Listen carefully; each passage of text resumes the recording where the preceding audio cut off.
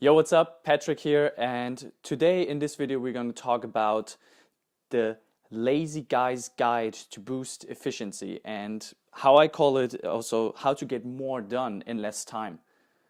So, almost everybody who is either working or studying or doing any kind of endeavor which requires to work a lot, we always ask ourselves, how do we get more done? And most of the time, our solution is going to be just work more, just hustle harder, just put in more work and try to get as much done as possible while neglecting such things as sleep, leisure time, and social time with friends. In my opinion, this is a really bad approach how to go about life because at one point you gotta catch up on sleep. You gonna get sick. You gonna try to find more time to spend with friends and family because at one point you're gonna lose these people in your life. We still want to have a work-life balance of some sort and try to figure out how to get our work done, but at the same time also have that leisure time, the time with family, the time where we can calm down and relax and maybe catch up on some sleep. Because only putting in more and more work and hustling harder will not get us there. We at one point will just burn out, fizzle out. So this video is trying to explain how to get more done with doing less. Now this video is kind of inspired by the words of Bill Gates, because Bill Gates at one point said, if you want to get a job done in the most efficient way, give it to the lazy guy. Because the lazy guy will always figure a way out how to get the job done in the most efficient way. He will find the straight path to the solution. Now, how do we go about this? So one of the biggest principles that I learned regarding to making things more efficient is the principle of the 80-20 rule. The 80-20 rule is a rule that was being postulated way back when the land was still in the hands of private people and not of the state or the country. Back then, it was estimated that 80% of the land was being owned by 20% of the people. And this rule at one point was being observed in so many different avenues and so many different sectors of life that it became a fixed rule. So it says in terms of work efficiency, it says 80% of your outcomes being produced by 20% of your work. So if you think about it, we always should strive to find that 20% of the work that creates 80% of the outcome and try to milk all out of it. So basically 80% only accounts for 20% of the outcome. So we also just should take the other route and first identify what are those 20% and what are those 80% to get rid of those 80% and focus in on the 20% that even matters. Now that might be a mouthful right now and it is kind of confusing, but this will make more sense as we go by and as we make these steps of analysis. Let's go about it this way. I'm a student. I study psychology. So my work is it to just study the material and try to get as much into my head and cram as much material into my head to be ready for an exam. So what I found is most people just try to do everything at once. They go to lectures, they rehearse those lectures, they go and look through the lecture slides, read extra material, make summary of the summary, and make flashcards out of it to learn it. And they doing these extra steps that may not be necessary. If you just would figure out what works for you and what doesn't, you might cut this work in half and only have to do half, or even in this case do even 20% of the work and be fine with it. So what I found for myself was that in the beginning I did all of these things. I tried to do as much as possible because I wanted to live the hustler lifestyle. I wanted to work hard and feel kind of good about myself. But with time I figured out that going to lectures, for example, it's not a thing that helps me in particular to learn that material more thoroughly. Also, doing flashcards and making summaries of summaries and doing all of these things doesn't help me much. The thing that helps me the most is just to read through the book, read through a summary, and then doing mind maps. This is the majority of my work. It only requires maybe an hour a day here and there. I needed a system that helps me analyze all of these things and have like a sequence like little steps that help me go through this process. Now, one process that helped me a lot was actually, I took that one from Tim Ferriss's book, The 4-Hour Workweek. In the 4-Hour Workweek, Tim Ferriss points out an acronym that can help you guide through these steps, and it is called DEAL.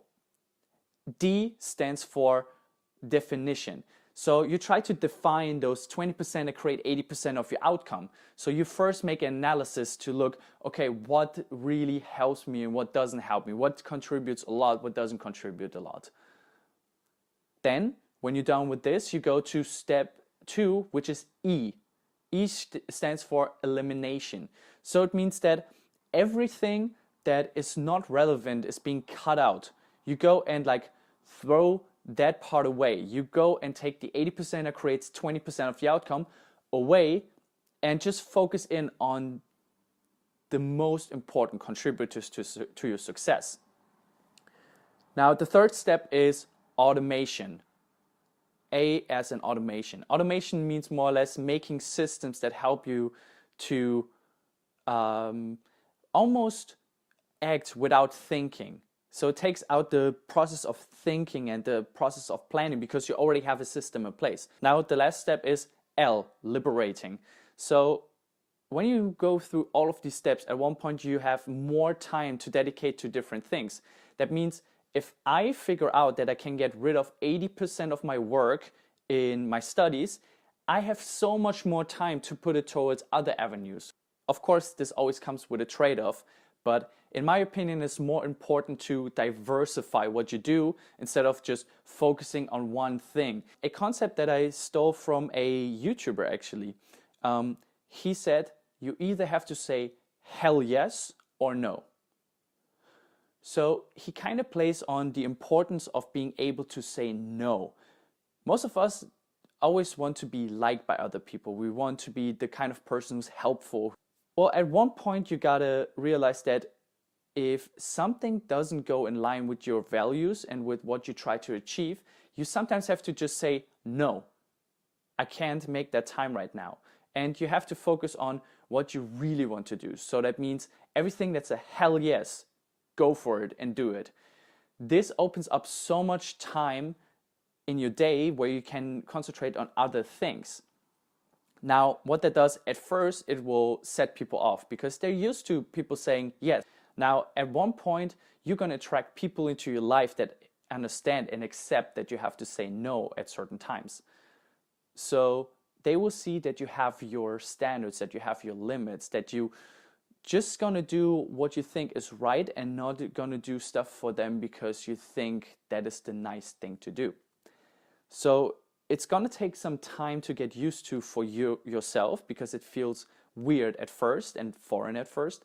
And it's gonna take some time for other people in your life to get used to it because they never got that feeling of being rejected most of the time. The last thing I want to touch on is the power of delegation. What is delegation? Delegation means basically giving away parts of a task that you feel like you're not suited for or you think someone else is more efficient in doing them, and giving those away to those people so you can work within your means. The way I learned about this was from a book from Gay Hendricks. So in The Big Leap, he describes how we all have this zone of genius. Whatever creative avenue or whatever avenue we're choosing to do, we always going to work within our field of expertise at one point. So we have to stay in the zone of genius, which means the zone in which we are the most expressive, but also the way where we produce the best outcomes for ourselves and in our art and our creative avenue. Now, everything else should be delegated. He says that if you go and delegate everything else that is not within your means, which is not in your zone of genius, you have total control over your creative avenue and your outcome will be way better. So what did we learn today? So today we learned about the 80-20 rule, the rule that states that 80% of the outcome is produced by 20% of the work. Now, we went through the steps of defining those elements, to eliminate them, automate as much as possible, liberate yourself to go into different avenues and to put your energy into different parts of your life to improve them. And we learned how to say hell yes or no. And we learned how to delegate tasks. Now, in the future, I would like to go into depth into these things, but I want you just to start out with the 80-20 rule. And if you've already done that, maybe just focus on one thing at a time. I hope with these tips, you're gonna increase your efficiency and you really be the lazy guy who gets a lot done. So if you like this video, give it a like, give it a thumbs up, share, comment, subscribe, and see you in the next video. Peace.